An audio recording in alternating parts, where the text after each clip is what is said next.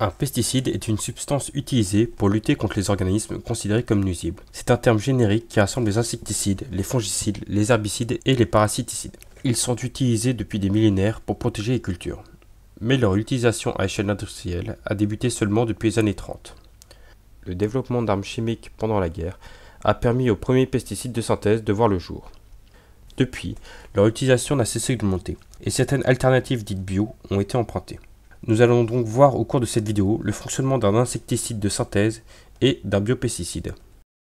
Le premier pesticide dont nous allons parler est le gaucho, commercialisé par Bayer Crop Science. C'est un insecticide à base d'imidacloprid, utilisé sur les semences de maïs, de céréales ou de tournesol par exemple. Il est dit systémique, c'est-à-dire qu'il est appliqué directement sur la graine sous forme d'enrobage. Il va avoir un rôle de protection et lorsque la graine va germer, elle va pouvoir absorber le principe actif. C'est un procédé qui permet de diffuser le pesticide dans toute la plante. L'imidacloprid, qui est la molécule active du gaucho, agit au niveau des récepteurs cholinergiques nicotiniques. Ce sont des récepteurs présents au niveau des synapses des neurones qui vont avoir un rôle primordial dans le contrôle des mouvements volontaires.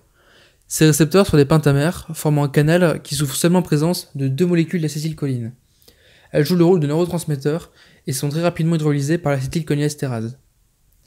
L'activation des récepteurs va engendrer l'ouverture des canaux sodiques, générant ainsi un potentiel d'action qui parcourt la fibre musculaire et provoque la contraction du muscle.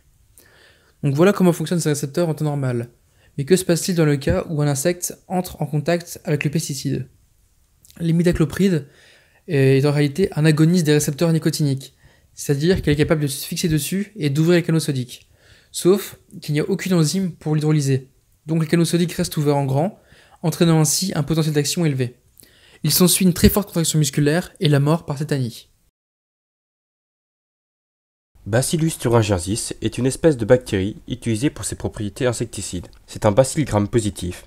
On le retrouve en faible quantité dans pratiquement tous les sols, l'eau, l'air et le feuillage des végétaux. Bacillus thuringiensis a été isolé en 1901 par un bactériologiste japonais. Mais sa première description scientifique est due à l'allemand Ernst Berliner en 1911.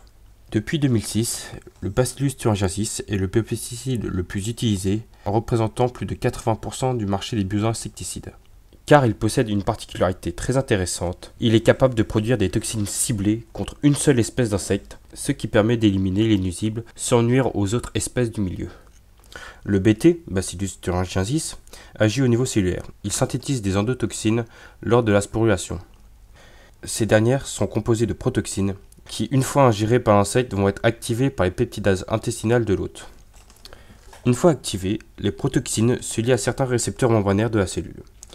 Elles forment alors un oligomère pouvant s'insérer dans la membrane cellulaire intestinale de l'insecte, qui va faire dégénérer l'épithélium intestinal moyen. La dégénérescence s'effectue tout d'abord par l'élargissement des espaces inter- et intracellulaires dans les régions basales de l'épithélium. Puis le réticulum endoplasmique se fragmente en structures ferriques dont la taille augmente au cours de l'intoxication. En même temps, les microvillosités apicales rapetissent, s'élargissent et disparaissent après quelques heures en contact avec l'endotoxine. L'insecte cesse alors de manger et meurt de faim.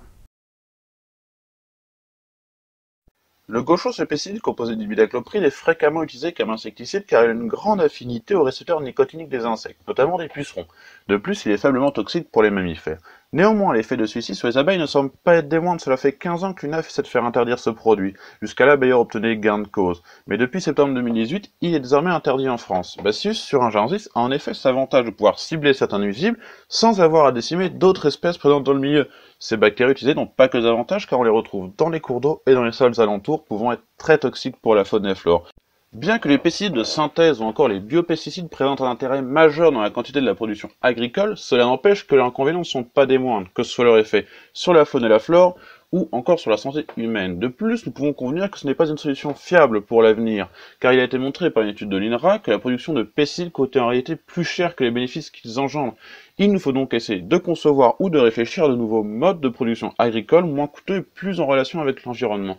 Aujourd'hui, un système de culture pouvant enfin prendre en compte ces deux aspects existe et tend à se répandre, il s'agit de la permaculture.